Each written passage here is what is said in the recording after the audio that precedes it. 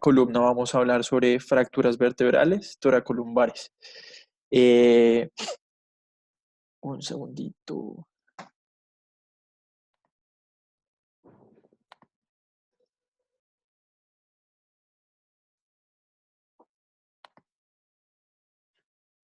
¿Esto se ve bien?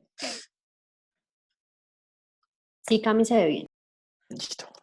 Bueno, entonces el contenido de la charla, primero vamos a tener un caso clínico, el cual vamos a aplicar unas preguntas y a partir de allí vamos a desarrollar toda la charla con introducción, unas consideraciones anatómicas y biomecánicas importantes, aspectos importantes de la historia clínica y del examen físico, qué imágenes diagnósticas debemos usar en estos pacientes, las múltiples clasificaciones que existen y la que recomendamos para aplicarse, el tratamiento, unos aspectos generales de unos casos especiales, cómo les va a los pacientes, que se les hace los diferentes tratamientos propuestos y unas conclusiones finales.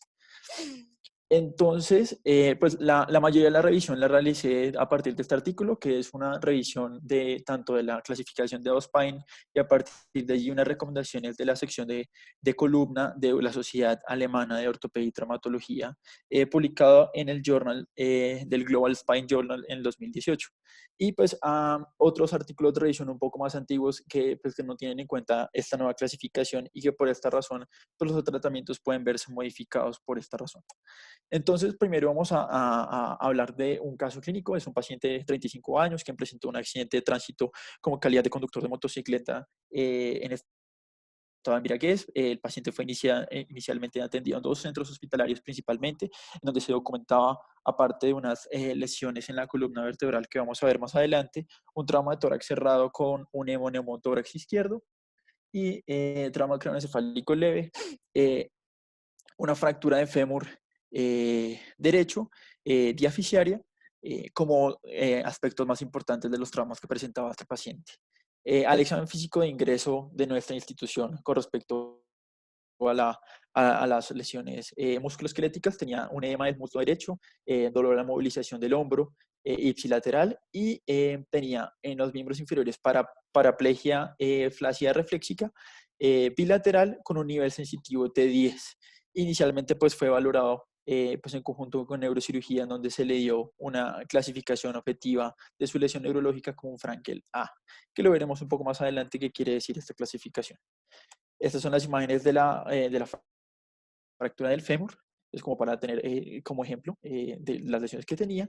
Y esta es la fractura, las lesiones en la columna torácica. Entonces, a partir de acá, pues vamos a implementar una nueva herramienta que nos permite el Zoom, que es hacer una serie de encuestas en donde vamos a resolver tres pequeñas preguntas de este primer caso. Entonces a partir de este momento, voy a permitir que todos respondan la primera pregunta, que sería cómo clasificaría esta fractura según la clasificación de Auspein.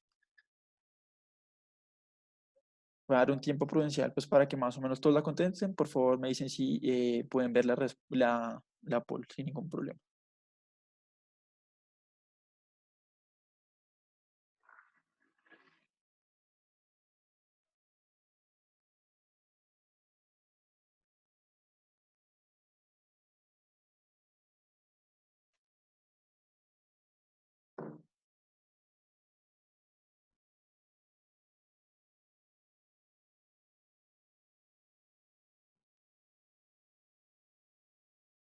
Bueno, la segunda pregunta que corresponde de la, de la encuesta tiene en cuenta estas imágenes, que son las lesiones que encontramos, pues de la fractura principal que encontramos en la columna lumbar.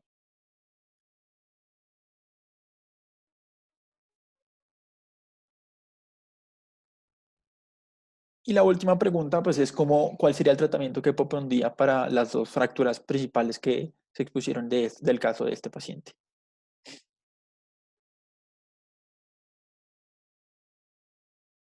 Si alguno quiere o me avisa y pues podemos devolver alguna de las imágenes para completar las preguntas de cualquiera de las anteriores.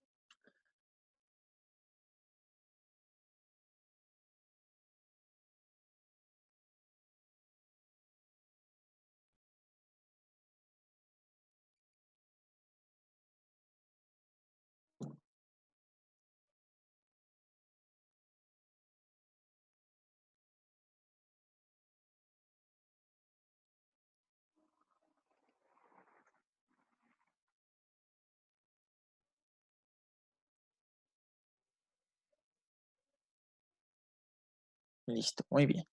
Entonces, continuemos. Entonces, bueno, las fracturas toracolumbares son las fracturas más frecuentes en la columna, siendo el segmento o la unión toracolumnar T10, T12 la más frecuente, teniendo más o menos el 50% de las fracturas en la columna de este nivel, siendo las torácicas 25 al 40% restantes, y pues el resto del porcentaje restante son las fracturas lumbares.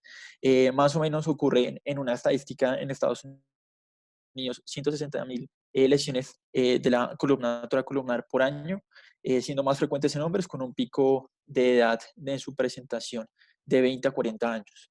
Eh, por lo general son traumas de alta energía, frecuentemente asociados a otros sistemas. Más o menos se correlaciona con traumas craneoencefálicos en un 26%, en el tórax 24% y huesos largos de un 23%. Y puede presentar graves secuelas pues, con respecto a la parálisis, dolor, deformidad y pérdida funcional asociados a un déficit neurológico más o menos entre un 20 y un 36% de los casos. Como lo vemos acá, pues esta es una correlación de una fractura T12L1, como vemos en la izquierda, con una ruptura diafragmática y una herniación de todo el contenido intestinal en el hemitórax izquierdo. Y perdón, en el hemitórax derecho. Y en la otra imagen lo que vemos es una fractura de T7, T8 con una hemotórax masivo izquierdo. ¿Qué consideraciones anatómicas y mecánicas pues tenemos que tener en cuenta en estos pacientes? Existen tres regiones importantes, o pues uno podría clasificarlas en tres regiones: la torácica, la unión toracolumbar y la lumbar. La torácica entonces tiene una orientación más coronal de sus facetas, los discos intervencionales son más delgados y gracias a su caja torácica pues tienden a darle un poco más de rigidez junto con su canal nodular un poco más estrecho, lo que pues lleva a que eh, sea muy diferente en comparación de la columna lumbar, en donde es el canal medular es mucho más ancho, los discos intervertebrales son mucho más gruesos. Entonces, esta zona de transición entre una zona tan rígida y una zona mucho más flexible, pues va a llevar a un estrés biomecánico en esta zona de transición, y es la razón por la cual la unión toracolumbar son donde se presentan la mayoría de las fracturas. Otros aspectos también anatómicos importantes es que por lo general la médula espinal se acaba más o menos entre el nivel entre L1 y L2 o un poco más arriba. Entonces, lesiones por debajo de este nivel puede llevar a múltiples espectros clínicos y no necesariamente una lesión medular completa o parcial. Entonces, esto pues, puede llevarnos a diferentes síndromes clínicos cuando se presentan fracturas a este nivel o un poco inferior. Entonces, con respecto al examen físico y a la historia clínica, pues recordar que es una lesión que debemos siempre tener en cuenta cuando el mecanismo de trauma, ya sea caída de altura o accidentes de tránsito de alta energía, se presentan, porque pueden pasar desapercibidos hasta en un 20% de los escenarios. Se debe precisar siempre la magnitud y el vector del mecanismo de trauma para nosotros poder dirigir adecuadamente pues el interrogatorio y el examen físico. El examen motor y sensitivo debe realizarse de forma completa. Ya veremos un poco más adelante unas escalas que nos permiten hacer esta valoración un poco más objetiva y que no se nos pase nada y poder incluso llegar a dar pronósticos a los pacientes. Hay algunas recomendaciones en cuanto a si su examen, o sea, si no tiene ningún déficit neurológico grueso, podría uno hacer primero hacer el examen físico completo girando al paciente y buscando resaltos, crépitos o edemas en la región dorsal o lumbar. Pero si tiene un déficit neurológico, podría uno realizar primero las imágenes antes de empezar a manipular al paciente. Y recordar también que puede estar asociado con un 25% de lesiones cervicales o de la columna vertebral en otro nivel. Es importante también tener en cuenta que no solamente se debe examinar de manera sensitiva y motora las extremidades, sino además la región del perine, porque esto nos va a permitir establecer un poco mejor y más objetivamente el pronóstico. Entonces, ¿cómo establecer de manera objetiva la lesión motora y sensitiva que puede presentar el paciente? Existen pues, descritas múltiples clasificaciones. Acá voy a presentar las dos más importantes. La primera, la clasificación de Frankel, en donde la divide en A, B, C, D y E, siendo A una lesión completa en donde no tiene un nivel, ninguna función motora ni sensitiva por debajo del nivel que se presenta. La B, que solamente tiene algo de una función sensitiva debajo del nivel que presenta. C es cuando se presenta cualquier función motora pero que no sea funcional. D es una preservación de la función motora pero que puede llegar a ser funcional o permitir al menos la, la marcha, así sea con algún apoyo del paciente. Y son déficits motores sensitivos mínimos que pues en términos generales se consideran como normales. Entonces, en términos generales, a partir de esa clasificación se desarrolló la clasificación de la American Spinal Injury Association, la ASIA, y a partir de esta se puede uno utilizar una puntuación diferente. Entonces, este es como uno de los esquemas que uno debería imprimir o tener a la mano cuando uno va a enfrentarse a un paciente con una lesión en la columna toracolumbar y para así hacer una evaluación objetiva de todos los niveles sensitivos y motores del paciente. Entonces, ¿cómo debemos empezar a hacer la valoración? Primero, pues hay que tener en cuenta que el nivel motor se clasifica de 1 a 5, como pues ya hemos venido hablando a lo largo de los meses que he venido rotando en la institución. El nivel sensitivo se divide en 3, 0, siendo que no tiene ninguna función sensitiva, 1 alterada y 2 normal. Y a partir de allí, entonces vamos a hacer primero, entonces lo que primero vamos a hacer es evaluar la parte sensitiva y siempre establecer el nivel más caudal donde todavía tenga alguna función sensitiva. Luego vamos a establecer de la misma manera la función motora y buscando el sitio más caudal. Luego de esto vamos a establecer el sitio probable de la lesión, que va a ser el sitio donde tiene una fuerza motora más de 3 y un nivel sensitivo de ese mismo nivel. Y finalmente vamos a establecer si tiene una lesión completa o no. Entonces, ¿qué corresponde a una lesión completa? Pues una lesión completa es cuando no tiene una contracción voluntaria anal, tiene un nivel sensitivo que ni siquiera llega a S4 y S5, ni motor ni sensitivo, y no tiene una presión anal profunda. Entonces, cuando un paciente presenta estas características, se considera como una lesión completa. Entonces, a partir de toda esta valoración objetiva, lo que uno tiene que hacer es pues ya darle una clasificación según esta escala. Entonces tenemos, pues cuando ya tenemos, como ya lo expliqué, una lesión completa, pues se clasifica como una AIS A. Para que sea una sensorial incompleta, pues solamente debe tener función sensitiva sin tener ningún nivel motor por debajo del nivel establecido de la lesión. En el tipo motor, en la C, que es un motor incompleto, entonces tiene por lo menos 3 niveles debajo de donde establecimos que era el sitio de la lesión, al menos tener menos de 3, o sea, en algunos por 3 niveles por debajo debe tener alguna capacidad funcional de menos de la mitad de los músculos que corresponden a estos 3 niveles. Y si tiene más de la mitad, se considera como una AIS-D. Y si en la clasificación AIS-E corresponde a cualquier nivel déficit motor sensitivo, pero que sea mínimo. Entonces, bueno, con respecto ahora a las imágenes que vamos a utilizar para la evaluación de estos pacientes, entonces tenemos pues las radiografías simples y el TAC como primeras medidas, que en términos generales una radiografía puede llegar a demostrar la mayoría de lesiones óseas entre un 87% y un TAC casi con una sensibilidad del 99%. Por lo general estos pacientes, como ya lo he mencionado, están asociados a lesiones en otros niveles o en otros sistemas. Entonces, si ya el paciente tiene una TAC, no es necesario repetir las imágenes radiográficas simples. Se debe incluir al menos cuando un segmento adyacente o sea, la imagen debe incluir al menos un nivel caudal y un nivel craneal de la lesión ósea principal. Y solamente, o pues la recomendación de utilizar la resonancia magnética es cuando una vez ya examinamos el paciente y tenemos estas imágenes previas establecidas, los síntomas que tenga el paciente no se correspondan con las lesiones óseas que presenta en el TAC o en las radiografías, y nos permite esto poder establecer otras lesiones del tejido blando como el complejo ligamentario posterior o discos intervertebrales que sí nos podrían permitir o explicar por qué tiene esta sintomatología este paciente.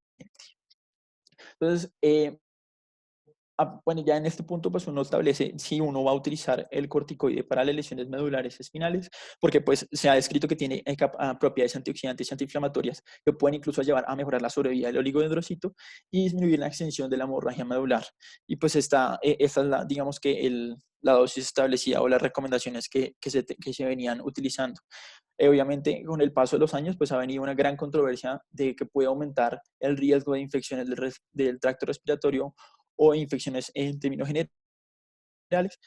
Y por eso, pues está contraindicada en pacientes con politrauma, en trauma torácico moderado a severo, enfermedades gastrointestinales y pacientes mayores de 60 años. Yo traje acá, pues, uno de los últimos estudios que se han venido haciendo, porque aún con esta controversia, pues se sigue en algunas instituciones donde todavía se sigue usando.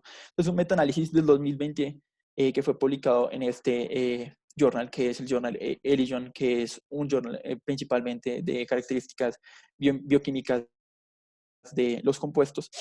Y entonces acá busca evaluar la eficacia y la seguridad del uso de esteroides como el tratamiento de una lesión medular aguda. Entonces utiliza, acá lo que son estudios que tengan en cuenta el uso de la metilprednisolona en las primeras 8 horas. Encuentran 2 estudios, de los cuales son 5 ensayos clínicos controlados, y lo que hacen es buscar desenlaces evaluando función motora, sensitiva y eventos adversos del uso de los corticoides. Pues es el diagrama de cómo llegaron a a encontrar estos 12 estudios que se utilizaron, y lo que, pues, que encontraron los estudios principalmente es que en términos de funcionalidad motora o sensitiva, como lo vemos en el diagrama superior e inferior respectivamente, pues no hay ninguna diferencia estadísticamente significativa. Pero ya cuando uno evalúa desenlaces como el riesgo de neumonía o de sangrado gastrointestinal, pues a pesar de todo no parece haber ninguna diferencia entre usarlo o no, pero sí cuando uno evalúa las posibilidades de infecciones del tracto urinario o el riesgo de hiperglicemia posterior al uso de corticoide en este bolo. Entonces, pues la recomendación, o pues la recomendación que sí, que hace este artículo, pues es que no debería uno usarlo de manera rutinaria, y que requiere, siempre tiene que tener uno en cuenta los efectos adversos tanto a corto como a largo plazo, y sobre todo pues que a veces uno no tiene en cuenta que también puede hacer riesgo de hiperglicemia, y esto pues llevará al paciente a un mayor comorbilidades en su atención inicial. Bueno, con respecto a los sistemas de clasificación, existen múltiples sistemas descritos. Acá traje uno de los bueno, anteriores que se han venido utilizando o que se habían estado utilizando hasta antes de las últimas publicaciones. Entonces, la primera, pues la clasificación de Holsworth, en donde utilizaba 2 columnas, una columna anterior y una posterior, la columna anterior siendo todo el cuerpo vertebral. La clasificación de Dennis, posteriormente, lo que utiliza es dividir el cuerpo vertebral en 2 mitades, la anterior, la posterior, y a partir de allí utiliza 3 columnas, entonces siendo la columna anterior solo la mitad anterior del cuerpo y el disco vertebral. La columna media, que corresponde al cuerpo, a la porción posterior del cuerpo y el disco vertebral, y todo lo que quede por detrás del ligamento longitudinal posterior sería la columna posterior. Y a partir pues en estas 3 columnas, pues él hace una clasificación, sobre todo morfológica, que la vemos en la imagen que está escrita ahí. También pues existe, como siempre, la clasificación AO, que era pues un sistema jerárquico basado en criterios morfológicos y que aumentaban en la severidad y en la inestabilidad, y pues que principalmente antes estaban descritos como A, B y C, siendo de compresión, de distracción y de fractura o luxofractura respectivamente. Luego, pues también estaba este score, que es el Thoracolumbar Injury Classification and Severity Score, que utiliza a partir de diferentes parámetros evaluados y un clasificador, darle una puntuación, y dependiendo de la puntuación que le diera a cada paciente, pues establecía una posibilidad de manejo, siendo menos de 3 un manejo no quirúrgico, más de 5 un manejo quirúrgico, y zona gris del 4 pues sería según la preferencia y la experiencia del cirujano. Entonces, pues todas estas múltiples clasificaciones pues llevan a que debemos buscar una universalidad tanto en la forma de clasificarlo como en el tratamiento. Entonces, la razón por la cual pues se utiliza o se sale a la luz la clasificación de Auspein, pues quería primero traer acá el algoritmo que ellos plantean para hacer una adecuada evaluación de las lesiones. Entonces ellos tienen en cuenta pues tres aspectos principales, que primero es la morfología de la lesión, el segundo el aspecto neurológico y unos modificadores. Entonces ellos lo primero que recomiendan es establecer si hay una luxación o no. Entonces si es una luxación, pues vamos a tener una clasificación tipo C, que es una o traslación. Si no hay una luxación, entonces después de esto debemos evaluar si hay una lesión de la banda de tensión. Si existe una lesión de la banda de tensión, debemos establecer si es anterior o posterior. Si es anterior, estamos entre una B3 o de hiperextensión.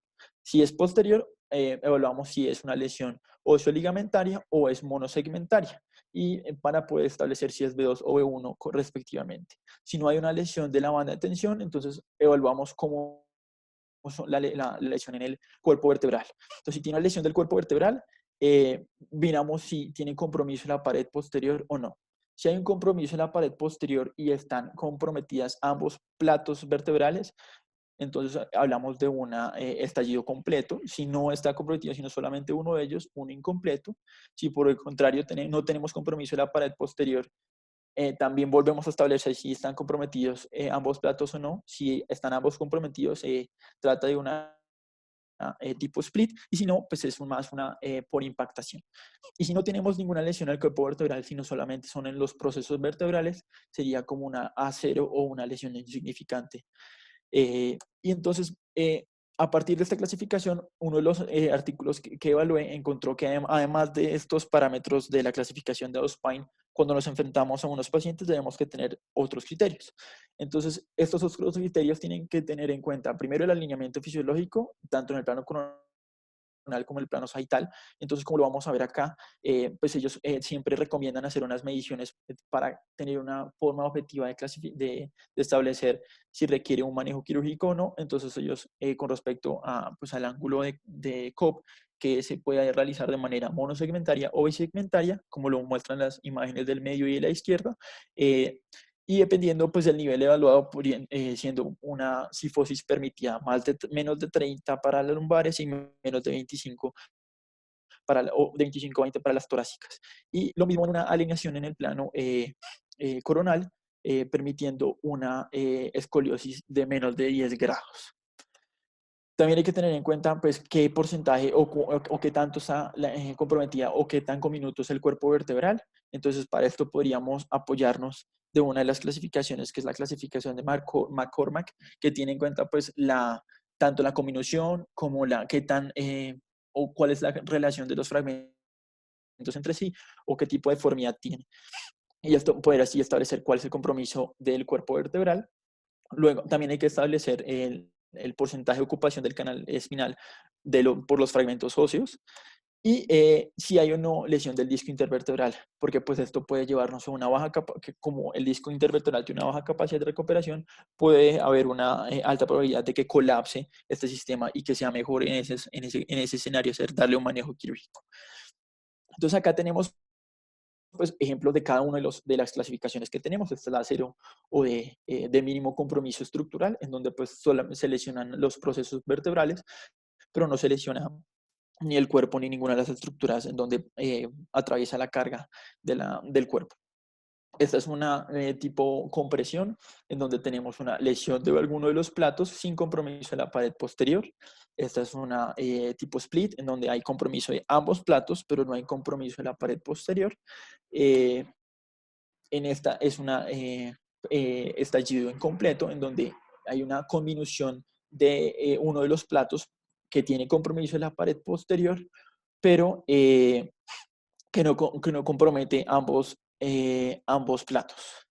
La tipo A4 o estallido completo, pues compromete ambos platos con una amplia conminución, pero no tiene compromiso de la columna posterior. Cuando hay un compromiso en la columna posterior, eh, puramente óseo, como lo vemos en esta imagen, donde hace una bisagra hacia anterior, pues estamos ante una B1. Cuando hay, aparte del compromiso de la banda de tensión posterior, también hay un compromiso importante del cuerpo vertebral, entonces estamos ante una B2 y debemos clasificarla adicionalmente según el tipo A que presente también esta fractura.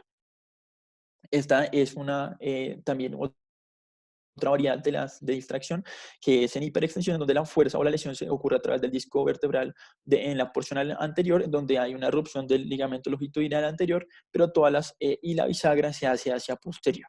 Y ya cuando tenemos una luxación asociada, pues estamos ante una tipo C.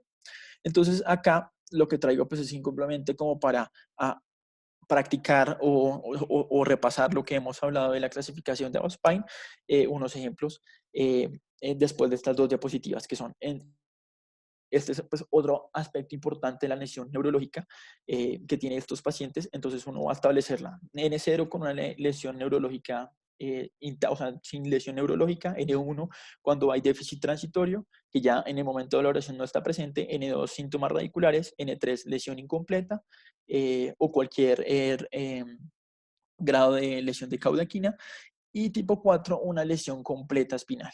NX siendo cuando no podemos establecer el estado neurológico por el estado eh, de alerta del paciente. Y también ellos, adicionalmente, aparte de esto, presentan dos modificadores, siendo el modificador M1, que cuando no podemos establecer si una lesión de la banda de tensión, y entonces en este escenario es donde se recomienda el uso de la tomografía, y el M2 es cuando hay una comorbilidad específica del paciente que pues nos explica o que puede llevar a aumentar las probabilidades del manejo quirúrgico, y esto principalmente sobre todo en pacientes que presentan espondilitis anquilosante. Entonces, pues acá nuevamente vemos, acá vamos a tener dos ejemplos para el cual también vamos a tener una poll o una encuesta para ver si más o menos queda un poco clara la clasificación. Entonces, en este primer caso, este es el primer caso, es un paciente de 35 años por una fractura en la región lumbar.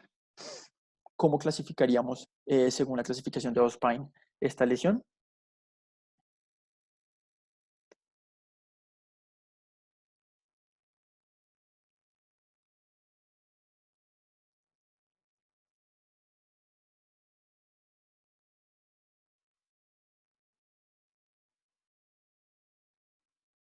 Este paciente no tiene ningún déficit sensitivo.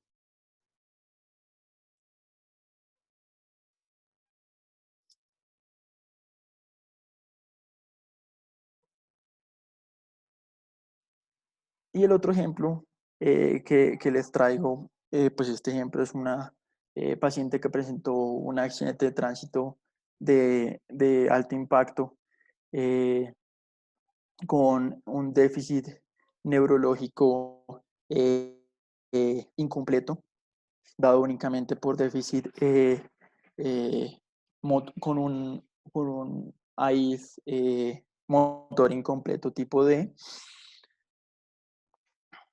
con estas imágenes. Esas son las dos preguntas para la encuesta.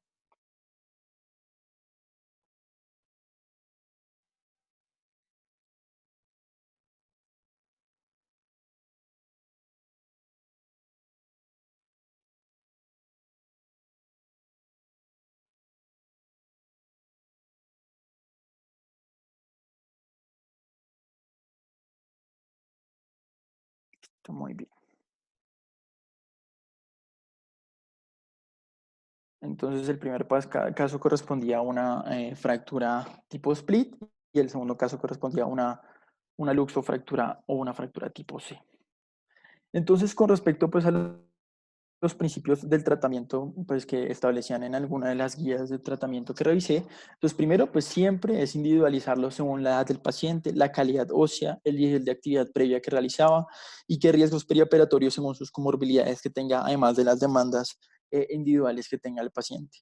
Hay unas consideraciones en las cuales siempre se debe realizar el manejo quirúrgico, que son las pacientes que tengan cualquier lesión de la columna vertebral toracolumbar abierta, incluyendo las heridas por arma de fuego, el déficit neurológico asociado a cualquier estrechamiento del canal lumbar medular significativo, las fracturas tipo C, los controles de daños en pacientes con politrauma que tengan un déficit neurológico instaurado o fracturas vertebrales con cualquier condición que puede aumentar la inestabilidad, como por ejemplo la espondilitis anquilosante principalmente.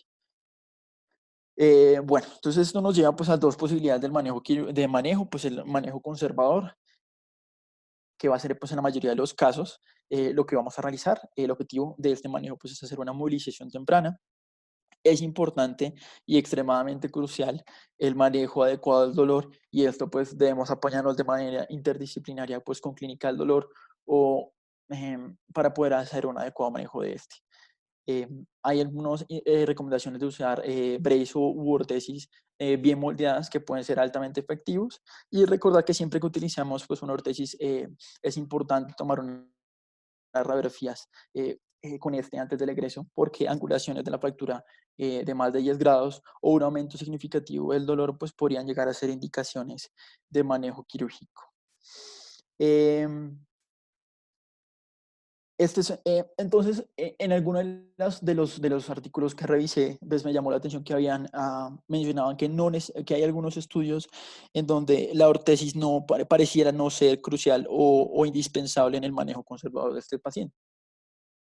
Entonces traigo acá pues evidencia al respecto. Es un artículo publicado el JNS Spine en 2017, donde busca evaluar el manejo de la fractura conservador de las fracturas toracolumbares, específicamente tipo estallido, en donde ese es simplemente un seguimiento. Existía un estudio inicial realizado entre 2002 y 2009, utilizando 96 pacientes, en donde comparaban el uso de ortesis TLSO versus no usarlas para la clasificación antigua o 101 AO3 entre T10 y L3 que no tuvieran un déficit sensitivo. Entonces lo que ellos buscaban era tomar alguna muestra de estos pacientes y buscar cómo les había terminado de ir a estos pacientes más o menos con un seguimiento entre 5 y 10 años. Entonces tomaron 16 pacientes del grupo de tratamiento, 20 del grupo control, y buscaron evaluar cómo les iba a estos pacientes en términos de desenlaces funcionales, utilizando la clasificación de RMDQ y además de eso, pues hallazgos radiográficos, satisfacción del paciente y manejo del dolor. Entonces, pues para los pacientes que se utilizó la ortesis, lo que utilizaban era, pues le daban manejo conservador con reposo en cama mientras conseguían la ortesis. Luego de eso hacían un poco de terapia física, y el uso de ella solamente se retiraba únicamente cuando se encontraba en decúbito supino el paciente. Y utilizaba la ortesis por 10 semanas. Y el otro grupo, o el grupo control, pues era simplemente iniciar terapia física desde el mismo momento del trauma, evitando fuerzas de bending y de rotación, para lograr retornar al paciente a sus actividades a las 8 semanas. Entonces, esta es una tabla pues, en donde busca comparar los diferentes aspectos evaluados. Entonces, pues utilizando el cuestionario de discapacidad, otros cuestionarios desde tanto el componente mental como el componente físico, el manejo del dolor, la satisfacción y pues el grado de cifosis residual que quedó después el paciente.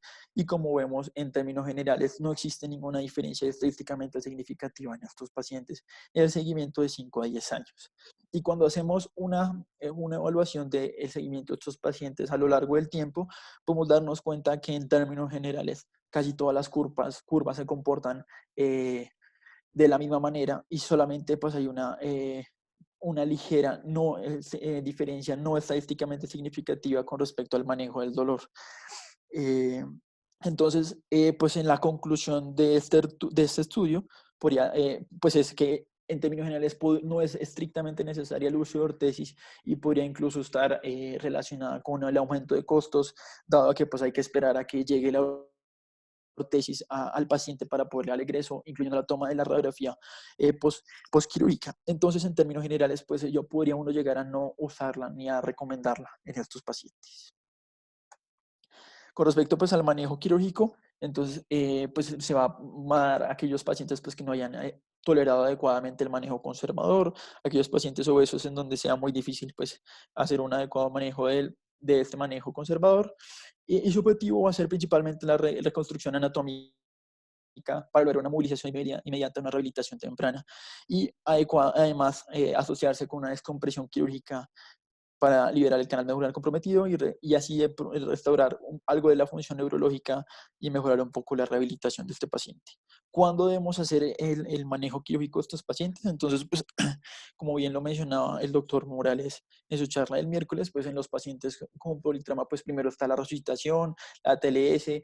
En estos casos, pues solamente hacemos el control de daño para pacientes que tengan síntomas neurológicos asociados.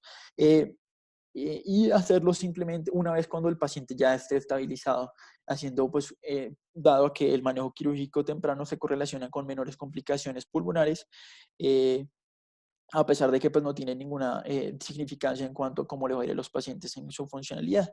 Y la única indicación quirúrgica urgente sería un deterioro neurológico progresivo con presencia de compromiso del canal medular en las imágenes diagnósticas evaluadas. Con respecto al abordaje posterior, pues es el más comúnmente usado, pues la reducción de las fracturas se hace mediante una reducción postural y ligamento-taxis. Este pues, es un ejemplo del de arriba, en donde es una fractura por compresión parcial, o perdón, una fractura sí, por compresión tipo A1, en donde se le lleva un manejo con un abordaje posterior. Pues tiene desventajas como la falla, la pseudoartrosis, la infección, que pueda llegar a tener una descompresión insuficiente o que haya una insuficiente corrección de la cifosis. Para esto también, pues este es otro ejemplo de un abordaje posterior en un paciente de 39 años, quien presentó una fractura A4 a nivel L1 con un compromiso de más del 70% del canal medular, y donde pues se hizo una instrumentación 2 niveles por encima y un nivel por debajo de la fractura. Con respecto al abordaje anterior, pues eso se usa sobre todo pues, cuando hay un compromiso severo de la columna anterior, cuando hay compresión medular por retroproducción de los fragmentos. Hay muy pocos estudios que comparan un abordaje u otro y parecieran que hay una ligera ventaja del abordaje anterior con respecto a la angular, pero pues esto no necesariamente se correlaciona con una adecuada funcionalidad del paciente posteriormente. Este es un ejemplo de un paciente con una lesión en L1 a tipo A4, en donde se hizo una corpectomía endoscópica, una fijación anterior y una fijación percutánea posterior para pues ayudar a la adecuada fijación de esta fractura. Y pues acá, estas son las imágenes de abajo, pues un seguimiento que se le hizo a los 2 años. De la fractura. Ayer en las guías pues, que revisé, la mayoría recomiendan, sobre todo cuando se hacen abordajes combinados, que más o menos a los 6 a 12 meses se haga el retiro del manejo posterior y dejando solamente el manejo anterior. ¿Cómo establecer qué vía de manejo se debe realizar? Entonces, pues, volviendo nuevamente con clasificación de McCormack, pues, a partir de estos parámetros que ya había mencionado, pues le da una puntuación entre 1 a 3 para cada uno de los parámetros evaluados, y si tiene menos de 6, pues se recomienda hacer un manejo posterior, y más de 6, un manejo combinado con el abordaje anterior. Entonces, en términos generales, ¿cuáles son recomendaciones para el manejo quirúrgico? Las recomendaciones multinivel o de varios segmentos se prefieren para fracturas que se presentan por encima de T10. En la unión toracolumnar o en la columna lumbar, pues pueden realizarse estabilizaciones un poco más cortas. Si no se va a realizar instrumentación anterior, pues se prefieren los tornillos monoaxiales por encima de los poliaxiales. Se puede hacer aumentaciones con pacientes de mala calidad ósea, y el manejo multidisciplinario es importante para el adecuado manejo del dolor y una rehabilitación temprana, tanto con clínica del dolor como con terapia, como fisioterapia. Y ya, pues, directamente, según pues, la clasificación de Ospine, en términos generales, pues, estas son las recomendaciones de los autores evaluados. Entonces, pues, para el A0, pues, un manejo conservador. Para el A1 se va a tener en cuenta qué tanta cifosis y qué nivel esté comprometido. Para la A3 dependerá de qué tanta separación hay entre los fragmentos o si hay una lesión del disco intervertebral. Y el manejo quirúrgico se va a preferir en este escenario por vía anterior. Para el A3, pues también va a tener en cuenta, siempre van a tener en cuenta el grado de cifosis que presente el paciente según las formas de medirlo como lo vimos anteriormente, y va a depender pues de qué tanto compromiso o de qué compromiso, de qué tercio del cuerpo vertebral tengamos. Entonces, si hay un compromiso entre el tercio y un tercio y el segundo tercio anterior, pues se va a preferir el manejo quirúrgico, sobre todo por riesgos de la estenosis del canal, y pues por lo general, en términos generales, requieren solamente una única vía de intervención. Para la A4, pues hay que tener en cuenta lo mismo, los mismos parámetros quirúrgicos para definir si se puede dar manejo conservador o no, y obviamente pues el déficit neurológico es extremadamente importante para establecerlo, pero la mayoría van a requerir únicamente instrumentación posterior bisegmentaria, que en algunas ocasiones puede requerir manejo quirúrgicos anteriores, adicionales. Para las B1, en términos generales, pues para las B1 y las B6 siempre se va a proceder por manejo quirúrgico, donde pues hay una instrumentación por lo general bisegmentaria posterior para la B1. Para la B2 puede hacerse una instrumentación posterior pequeña, donde para la B3 por lo general va a requerir, pues dado que está muy asociada con espondilitis anquilosante, instrumentaciones largas, sobre todo si se presentan esos escenarios, y no, pues se puede hacer instrumentaciones monosegmentarias. Y para la tipo C, a pesar de, pues, de su gran lesión medular, pues puede ser manejada únicamente con instrumentaciones monosegmentarias. Y pues lo mismo, siempre se va a adicionar el manejo por vía anterior, dependiendo de qué tanto compromiso tenga de la columna anterior. Este es un ejemplo de una fractura B1 entre T11 y T12, en donde se le hizo una instrumentación corta por vía posterior. ¿Qué otros aspectos son importantes? Pues ahí también existen abordajes mínimamente invasivos, como por ejemplo el abordaje toracoscópico, que, pues, que tiene en términos generales las ventajas de que hay menor dolor, menor morbilidad perioperatoria, en teoría un más rápido regreso a la actividad física, eh, que puede incluso, a través de este abordaje toracoscópico, como lo vemos en esta imagen, pues puede incluso llegar uno a niveles de la unión toracolumbar. Siempre hay que tener en cuenta pues que este abordaje pues va a tener ciertas consideraciones importantes, como la funcionalidad cardiopulmonar que tenga el paciente, pues si tiene alguna falla respiratoria postraumática, y no hay adhesiones, que no tenga pues un antecedente de adhesiones pleurales o comorbilidades severas. También pues están las fijaciones percutáneas, que si uno las compara con la artrodesis, pues podría uno usarlas en fracturas por compresión sin compromiso neurológico, que en términos generales pues no tiene ninguna diferencia significativa en la funcionalidad final del paciente y puede ser apoyado por aumentaciones. En los pacientes osteoporóticos, por ejemplo, adicionalmente, pues en ellos existe un riesgo de una nueva fractura por compresión, cuando tiene una fractura por compresión no tratada, hasta de un 20% en el primer año en que se presenta esta fractura. En términos generales, casi siempre vamos a propender por manejos conservadores, aunque en estos pacientes, dada su mala calidad ósea, pues van a requerir por lo general aumentaciones, ya sea con polimetilmetaclirato o fosfato alcanino. Eh, eh, y pues obviamente hay que tener en cuenta pues que esto puede llevar a algunas complicaciones mismas de la aumentación, como la extravasación del cemento o déficit neurológico por esta misma extravasación. Y por eso está contraindicado pues en enfermedades cardiopulmonares severas, en pacientes con infecciones sistémicas o ovulopatías no controladas, o que tenga una retropulsión significativa de fragmentos hacia el canal medular.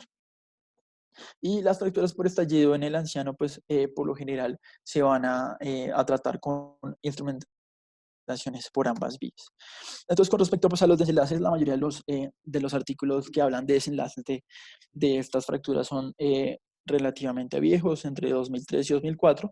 Este pues, es un artículo reciente, del 2007, en donde busca evaluar pues, cómo les va a los pacientes haciendo con fracturas toracolumbares, comparando la fijación posterior con la posterior anterior.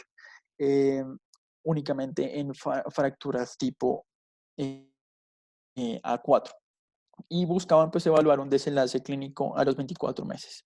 Estos son pues cómo hacían para aleatorizar a los pacientes en los diferentes grupos y cómo pues llegaban a cada una de las ramas del estudio. En términos generales, pues en sus en su evaluación demográfica, pues eran poblaciones relativamente homogéneas. Este es el primer score evaluado, pues que es un score de discapacidad, que es el ODI, en donde pues en términos generales no hay ninguna diferencia estadísticamente significativa en los diferentes puntos de evaluación a lo largo del tiempo para el abordaje posterior como el posterior y como en conjunto. Pero cuando evalúan de manera radiográfica qué tanto se pierde la corrección lograda de manera quirúrgica, pues es mucho más efectiva cuando realizamos de manera, el abordaje posterior anterior tiene menor pérdida eh, de la reducción lograda en el manejo quirúrgico. Y lo que sí recomiendan, pues, adicionalmente en este paciente, en este estudio, es que se retire la fijación posterior a lo más o menos entre los 6 a 12 meses posterior al manejo quirúrgico.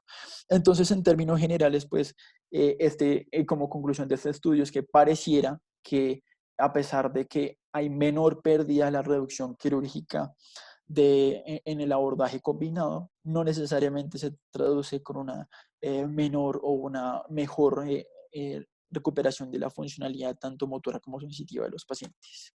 Entonces, pues para llevar a casa, es importante identificar la magnitud de la energía, el momento en que tenemos pues la atención de estos pacientes en urgencias.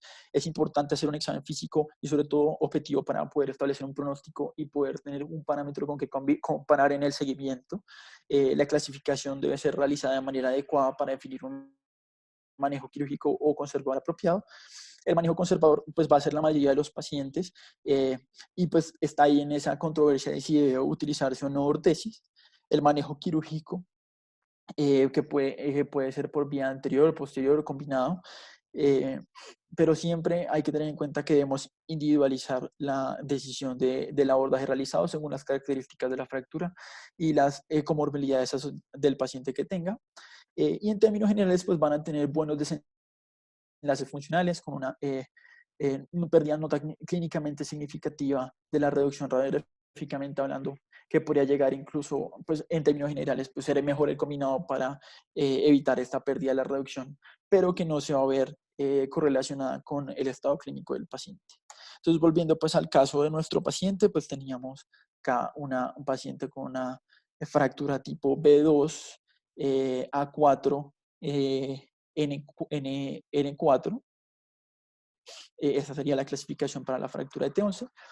Y para la fractura de L3, pues sería una clasificación A1N4 para este nivel.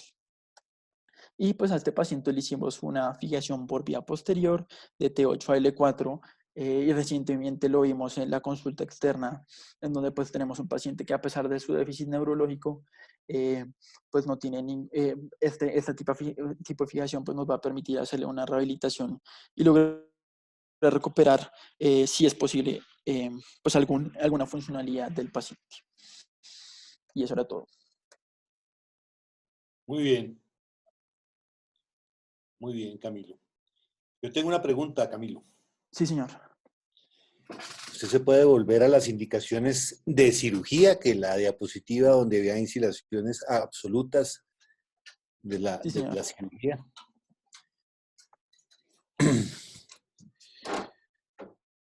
Un segundito. Me pasé. Esa. Ok. No, No, no. no es esta. Espera, le digo cuál es. ¿Se me- Esta es. Esa, correcto. Bueno, siempre manejo quirúrgico en las lesiones abiertas. Usted mencionó las heridas por arma de fuego. Sí, señor. Eso fue lo que encontré en los artículos que revisé, profe. ¿A qué se refiere el manejo quirúrgico? La verdad, profe, ellos no establecieron, pero yo pensaría que más como en búsqueda de controlar la posible inflexión que lleve a una fractura abierta. No, ahí hay que ser muy cuidadosos porque Ok, precisamente las fracturas producidas por arma de fuego, la inmensa mayoría son de tratamiento conservador. ok, Porque rara vez una fractura por arma de fuego, salvo contadas excepciones, produce inestabilidad. En la mayoría son lesiones que no comprometen la estabilidad de la columna toracolumbar, en este caso. Es diferente a la columna cervical, que son más raras, pero puede haber compromiso e indicación quirúrgica. Pero en general, el tratamiento de las fracturas por arma de fuego es conservador. Obviamente se hace un lavado, o a no ser que haya una lesión concomitante de víscera hueca en el abdomen, que haya que hacer en el procedimiento quirúrgico de la exploración del colon o de la víscera que haya sido tocada, se lava la fractura y se fija si hay inestabilidad manifiesta. Ok. ¿Cierto? Y segundo, también fracturas en el politrauma. Control de daños en el paciente con politrauma. No, no todas las fracturas en un politraumatizado son quirúrgicas. Acuérdese que, siguiendo la clasificación, solamente las que son inestables y tienen indicación de fijación. Una fractura A0, Sí, claro. ¿no? Sí, señor. No tiene no tiene indicación quirúrgica, aunque sea en un paciente politraumatizado. Entonces, modere esa diapositiva porque la charla está muy buena y muy completa, pero no deje esas frases que pueden encerrar duda para De acuerdo. el público. Hágale esos cambios y la monta en el Drive, pero me parece que es una charla en términos generales muy Muy buena. completa. Yo tengo una pregunta y es que hoy no tenía idea que se podía hacer con el Zoom lo de la votación, pero no, lo único que no le encontré fue como mucho la utilidad de que, bueno, súper chévere votar, pero ¿dónde podían ver la imagen o qué porcentaje votaba la gente para poder generar discusión respecto a eso? Creo que sí se puede ver, Eso pero lo ya maneja, no sé, lo maneja, o sea, no sé si ahí se esté viendo los sí, resultados. perfecto, perfecto. Entonces, la única recomendación es que si uno hace esas votaciones, pues debería poder como proyectar esto o más o menos Sí, para hacer una eh, retroalimentación. hacer una retroalimentación de decir, por ejemplo, bueno, en el caso 1, el 33% votó que era una B2, ¿sí? Y poder generar discusión de eso y de pronto integrar un poco más el auditorio de por qué alguien votó por una CN4, por ejemplo, ¿sí? Listo, Entonces, profe. es como darle, y me imagino que lo van a seguir utilizando para las otras charlas, creo que es una súper herramienta y lo importante es aprovecharla. O sea, como Listo, que profe. generar discusión a raíz de eso o ver cómo fue el porcentaje de votación. Listo. Listo, profe. Y ahora, Cami, muéstreme la radiografía del tratamiento quirúrgico de las fracturas tipo B, donde habla usted de mono y bisegmentario. Profe, le muestro el ejemplo que estaba acá.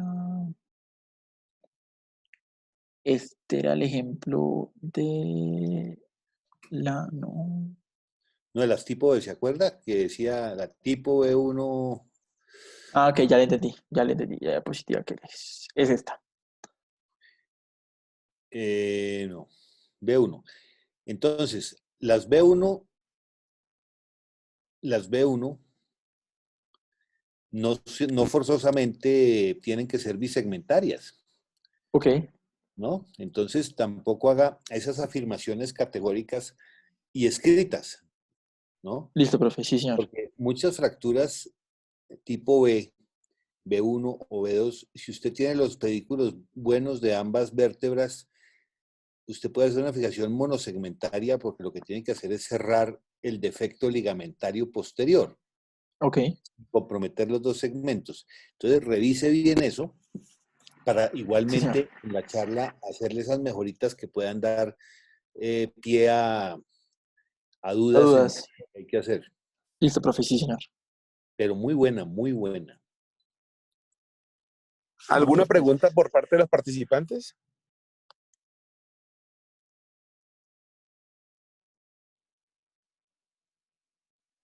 A Luciano le quedó claro lo del TAC. Sí, señor, gracias. Bueno, muy bien. Bueno, ahora hay que ir a la reunión de la